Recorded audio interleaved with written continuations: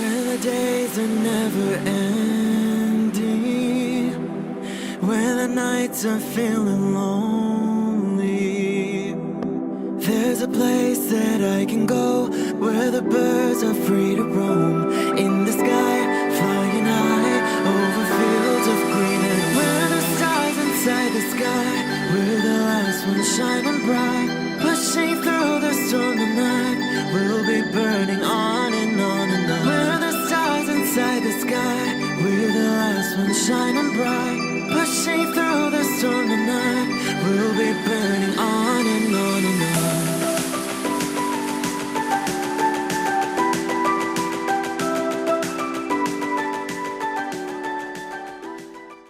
Hello Gemini, this is Inspire 2016 with your weekly tarot reading for the week commencing the 28th of November until the 4th of December 2016. The first card for you is representing, how do you feel about yourself? Your card is the King of Pentacles. You are about to achieve the final fulfillment of a creative task, business venture, or investment. On the other hand, there would be a male significant figure in your life, most likely from Earth signs, who is grounded, pragmatic and financially stable. He is a shining example of financial stability, with wealth and experience coming easily to him and to share with everyone around him. This is a man who has reached the pinnacle of his financial power and influence and is able to rest assured of his continued prosperity. He is no longer required to struggle to achieve what he desires, and is able to accomplish anything he wants because he has already proven himself. Through diligence, responsibility and attention to detail, you have achieved great things and can finally say that you have completed your task or attained your goal. You can now enjoy all that you have accomplished and the successes you have created. You have created a richness of life, not just financially but also spiritually, which will set you up very well for the future. Whenever you need the skills to manage your day-to-day affairs competently and efficiently, you can call upon the King of Pentacles. Work hard, methodically and conscientiously. Give generously of your time and resources, because by giving you often receive more, and making more money is something that all Kings of Pentacles love to do.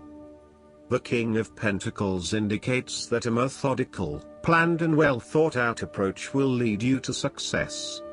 Many consider the King of Pentacles to be dull and unimaginative, but this is a likely consequence of his preference to do things in the most tried and tested way.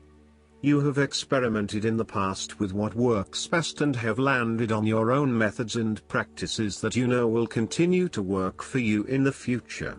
So, you continue down this path rather than trying new ways of doing things. You know that you have reached the height of achievement and you do not need to take any more risks. The King of Pentacles also calls on you to be pragmatic and to stay informed on practical matters. You need to get down to the basics and use your problem-solving ability to get to a solution. You also need to be able to leverage your various skills and resources in order to create success. This king can also play the political game well, interacting comfortably with everyone, no matter what his or her status. The second card for you is representing, what do you want most right now? Your card is the Five of Swords. What do you want most right now is to finalize the conflict in your life. However, you are still engaging in conflict or finding yourself disagreeing with others, leading to tension and hostility. Despite thinking you have won, you may still end up the loser because you have hurt or annoyed others and have subsequently isolated yourself. You try to pick up the pieces and act as if the conflict is now in the past, but others have now lost faith in you and do not want to be around you. This might be one of those times when it feels like everyone is against you and you may lose some friends along the way. You will need to make a decision about whether your point of view is so important to you that it is okay to put your relationship with others in jeopardy, or whether you can compromise and try to see eye to eye with others. If you have been aggressive in your struggles, then you will soon accomplish your objectives. However, if you have been passive, you may need to compromise on your personal interests, giving in to the wishes of the opposing force. You will feel that there are more obstacles ahead, and you will not want to face the ordeal you know you must if you are to have what you want or the way you want it. Overall, you are in for a struggle and there is more work or problems ahead than you are aware of now. Things will not go as well as they should, and you will have conflicts or clashes of will with others. Thus, the Five of Swords is a card representing ambition but in the negative sense. Too much ambition without regard to the consequences to yourself or others results ultimately in a situation of loss for everyone. You may be represented either by the callous winner or the dejected losers. In any case, there is a negative connotation. If your focus is solely on winning your goals at any cost, you will eventually discover to your own dismay that the price of winning may not have been worth the reward. Arrogance and pride often go hand in hand with a difficult triumph such as this, and you must be careful not to think you are invincible. You have overcome a challenge, and you have the right to feel proud, but know that there will be other rivals to face and that some of them will eventually defeat you. Boasting to others that you are invincible is an invitation for someone to prove you wrong. If your victory was won through cheating or unethical conduct, beware of an attempt at vengeance. The Five of Swords can relate to a betrayal or sneak attack by someone you trust and do not suspect as your enemy. There may be an unfaithful partner or a jealous person in your life who is sabotaging you behind your back. Look to other court cards in the reading to understand who may be working against you. You must be very careful whom you trust at this point in time because you are vulnerable to attack and gossip. The advice of the Five of Swords is to pick your battles. You may be tempted to fight every conflict to ensure you get your way, to prove that you are right, or to defend yourself when you are feeling challenged or threatened by another person. However, most experts agree, choosing your battles wisely is a much better way of life than battling out every disagreement. Not only will picking your battles lead to a more peaceful existence, it is also more likely to strengthen your interpersonal relationships. The third card for you is representing your fears. Your card is the Ace of Cups. You are afraid that you might have to curb your emotions somewhat for your greater benefit. For example, ending a relationship may spur you on to wanting to cry for days on end, but in order to heal, you really need to push back the tears and fight on in order to retain a balance. Try not to let your emotions get the better of you or take an unhealthy hold of your life. Sometimes it is possible to express ourselves too much, and in doing so, share our vulnerabilities or worse, attack the vulnerabilities of others. Find ways to constructively express what you feel so that you can continue through life with a more balanced perspective. Alternatively, the Ace of Cups could also suggest that you have repressed your feelings too long and it is now the time to release them. You may have bottled up so many emotions that you have become almost void of feeling true emotions and instead feel a general numbness inside. You are withholding your emotions, for fear of getting hurt. You know that in order for the relationship to move forward and flow freely you must eventually trust in your partner, but for the time being, you are holding back. You may also be experiencing a roller coaster ride when it comes to your emotional well-being. There are so many ups and downs in your life that sometimes you do not know if you are coming or going. Life has become emotionally exhausting and now your energy is running out. You need to look after your emotional health. Be conscious about how you are feeling and how this may be impacting your responses and reactions. The fourth card for you is representing what is going for you. Your card is the Two of Cups. You might be feeling lonely and have wanted to get married. Proposals and engagements, particularly as this card portrays what looks like a wedding or hand fasting. It is a reflection of commitment between two individuals, to say that they will go through life together, always considerate of each other's needs and wishes. Outside of love, the Two of Cups reflects a partnership of sorts, be it a business partnership, friendship, or even a relationship between a person and their pet. Despite the focus on the two beings shown on this card, the Two of Cups also points to what is happening within the individual. To be truly loved, deeply treasured and valued highly by others, you must first and foremost strive to create those feelings for yourself.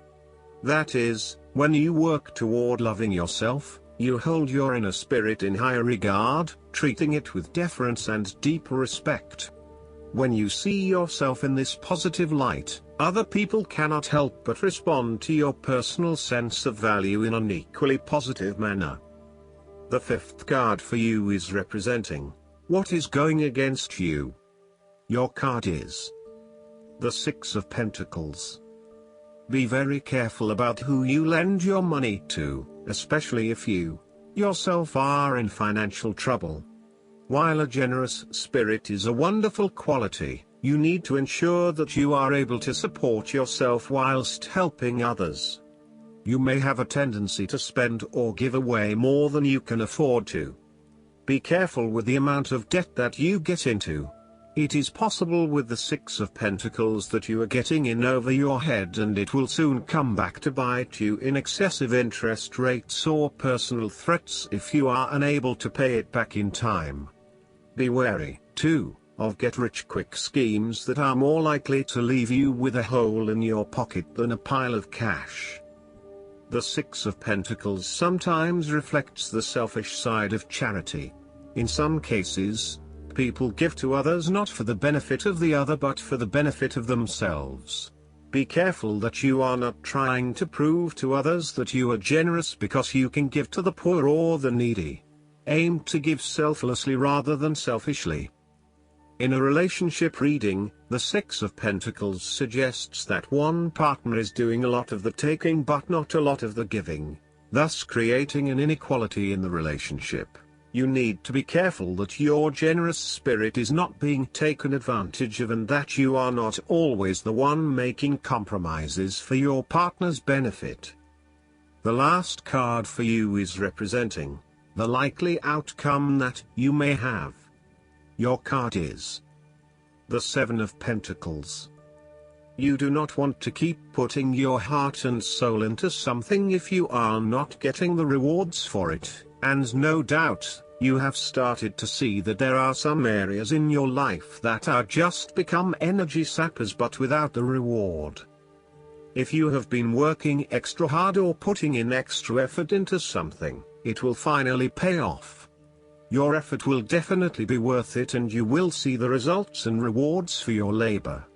You may have been working on something quite challenging and important for the last few months, and this is likely to come to a culmination.